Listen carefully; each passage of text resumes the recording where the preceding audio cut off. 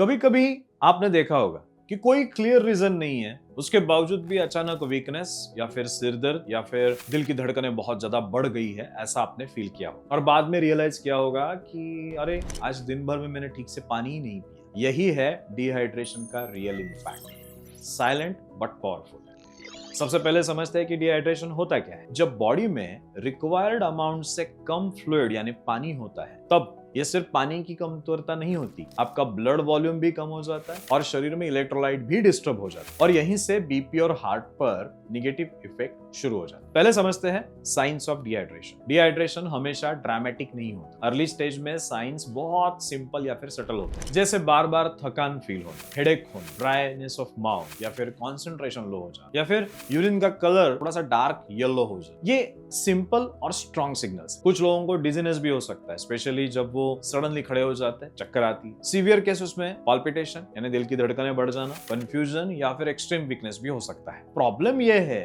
कि लोग इन साइन को जनरली इग्नोर कर देते हैं या किसी और रीजन के साथ रिलेट करते हैं। अब समझते हैं कि डिहाइड्रेशन का बीपी और आपके हार्ट पर क्या इंपैक्ट होता है। जब बॉडी डिहाइड्रेटेड होती है तो ब्लड वॉल्यूम कम हो जाता है। अब हार्ट को सेम काम करना है, पूरी बॉडी में ब्लड सर्कुलेट करना है, लेकिन वॉल्यूम कम है, इसलिए हार्ट को तेजी से भागना पड़ता है और दिल की धड़कनें बढ़ जाती है। इसका एक इमीडिएट इफेक्ट आपके ब्लड प्रेशर पे भी होता है, ब्लड प्रेशर लो हो जाना। इसलिए कुछ लोगों को सडन चक्कर आती है या फिर ब्लैकआउट जैसा फील होता है, लेकिन लॉन्ग टर्म में इसका रिवर्स भी होता है।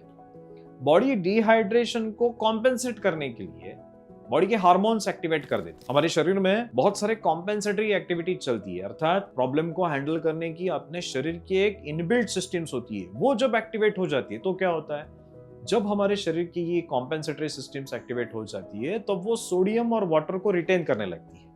अब हुआ क्या, पानी और नमक शरीर पकड़ने लगा और ब्लड वेसल्स को उसने कॉन्स्ट्रिक्ट कर दिया यानी संकुचन कर दिया और यहीं पे बीपी बढ़ने लगता है। यानी प्रॉब्लम क्या था, डिहाइड्रेशन, लेकिन अब क्या हो रहा है, बीपी बढ़ रहा है। क्रोनिक कंडीशन में ये बीपी बढ़ने का भी कारण हो सकता है, इसलिए इस डिहाइड्रेशन को हल्के में नहीं लेना चाहिए। हार्ट पर इसका डायरेक्ट इफेक्ट और इंटरेस्टिंग है। क्या है, ब्लड थिक हो जाता है, पानी कम हुआ ब्लड का मतलब ब्लड थिक हुआ, फ्लो स्लो हो जाता है और हार्ट को पंप करने में एक्स्ट्रा एफर्ट्स लगते हैं। इसी वजह से पाल्पिटेशन, फटीग, कभी कभी चेस्ट हेवीनेस भी महसूस हो सकता है। इलेक्ट्रोलाइट इम्बैलेंस, ये तो और एक फैक्टर है। हमारी बॉडी में बहुत सारे इलेक्ट्रोलाइट्स है, सोडियम, पोटेशियम, इनके इम्बैलेंस होने से हार्ट रिदम डिस्टर्ब होता है और आपका हार्ट बीच में ही थड़थड़ने लगता है, जिसे एट्रियल फिब्रिलेशन, वेंट्रिकुलर फिब्रिलेशन कहते हो। तो बहुत भयानक कंडीशन है। इसमें अगर किसी व्यक्ति को ऑलरेडी हार्ट डिसीज है तो ये डिहाइड्रेशन उस हार्ट डिसीज के पेशेंट के, बीपी के पेशेंट के या फिर डायबिटीज के पेशेंट के सिम्टम्स को और खराब कर सकता है। चलो अब बात करते हैं डिहाइड्रेशन को प्रिवेंट करने के रूल्स। सबसे पहला रूल बहुत सिंपल है, हमारे शरीर के सिग्नल्स को इग्नोर मत करना। जब प्यास लगे तुरंत पानी पी लेना। अक्सर ये होता है कि हम काम में बिजी हो जाते हैं और प्यास लगती है नहीं लगती उसके ऊपर ध्यान ही नहीं देते। इसलिए हमें ये बात ध्यान में रखनी है कि हमारे शरीर में जब जब प्यास महसूस हो, इंटरनल सिग्नल्स जब आए, तब तुरंत पानी पी लेना आवश्यक है। हमारा ध्यान अक्सर बाहर की दुनिया में क्या हो रहा है इस पे ज्यादा होता है और शरीर के अंदर के सिग्नल्स को हम छोड़ देते हैं। इसलिए प्यास जब लगे थोड़ा पानी जरूर पी लेना। इससे होगा क्या, डिहाइड्रेशन से आप दूर रहोगे। शरीर को जैसे जैसे पानी लगेगा वैसे वैसे पानी मिलता रहेगा। गाइडलाइन ये कहती है कि एक व्यक्ति ने, हेल्दी व्यक्ति ने 3 लीटर तक पानी पीना है, 2.5 to 3 लीटर्स तक पानी पीना है। लेकिन ये फिक्स रूल नहीं है। कोई व्यक्ति अगर एसी में ज्यादा काम कर रहा है तो शायद उसकी पानी की आवश्यकता कम होगी, कोई अगर धूप में काम कर रहा है तो उसकी पानी की मात्रा ज्यादा होगी। इसलिए आपको सबसे इंपॉर्टेंट आपके इंटरनल सेंसेस पर ध्यान रखना है। दूसरा, पानी ये सिर्फ वाटर नहीं है, इसके साथ साथ इलेक्ट्रोलाइट इंबैलेंस भी देखना है। और जनरली जब गर्मियों में आपको एक्सेसिव स्वेटिंग होता है तो अगर आपने सिर्फ पानी पिया तो वाटर तो फिलअप हो जाएगा, लेकिन इलेक्ट्रोलाइट का क्या, क्योंकि आप जानते हो कि पसीने में से सिर्फ पानी नहीं गया, पानी के साथ साथ सॉल्ट भी गए। और इसीलिए गर्मी के सीजन में प्रिसाइज आप नींबू पानी या फिर कोकोनट वाटर का इस्तेमाल कर सकते हो। तीसरा रूल, लिक्विड ही चाहिए ना तो चलो कॉफी और चाय ले लेते हैं या फिर अल्कोहल ले लेते हैं। क्या उससे भी हाइड्रेशन होगा? बिल्कुल नहीं। ये एक्चुअली आपके डिहाइड्रेशन को और बढ़ाने वाला है।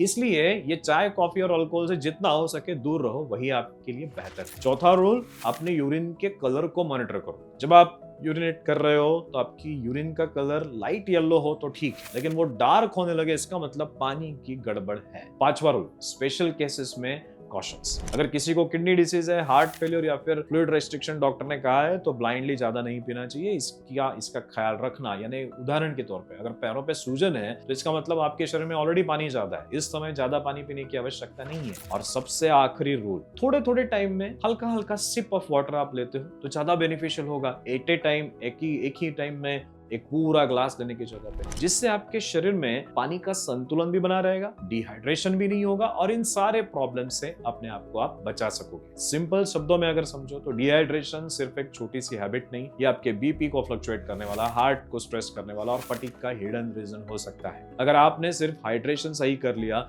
तो भी आप आपकी डेली एनर्जी लेवल्स को अप कर सकते हो, बीपी कंट्रोल कर सकते हो, हार्ट के लोड को कम कर सकते हो और आपकी ताकत को बढ़ा सकते हो। अगर आपको ये एक्सप्लेनेशन यूजफुल लगा तो इस वीडियो को लाइक जरूर कीजिए, और अगर डिहाइड्रेशन या फिर बीपी को लेकर कोई डाउट है तो जरूर आप कमेंट्स में पूछें। और ऐसे ही प्रैक्टिकल और रियल हेल्थ गाइडेंस के लिए इस चैनल को सब्सक्राइब करना ना भूलें। धन्यवाद।